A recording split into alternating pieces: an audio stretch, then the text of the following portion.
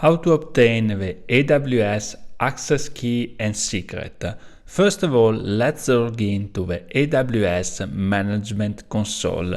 I already did the username and password, so I'm back in the main home of my console. You are probably familiar with this view because you can see all the AWS products and services. We just need to jump on the top right corner that showcase our account and select security credentials from the menu.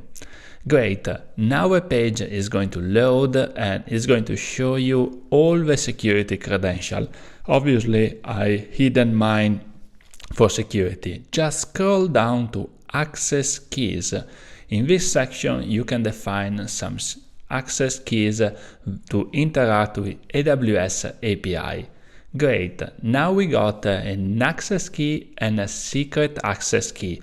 We just need to save and keep it secret. This is the only way of communicating with our AWS API in between our account. So keep it safe, and we're gonna need for all the other interaction with the API. The most common way of using it is via an environmental variable in our environment. Now let's keep it safe for now and handy.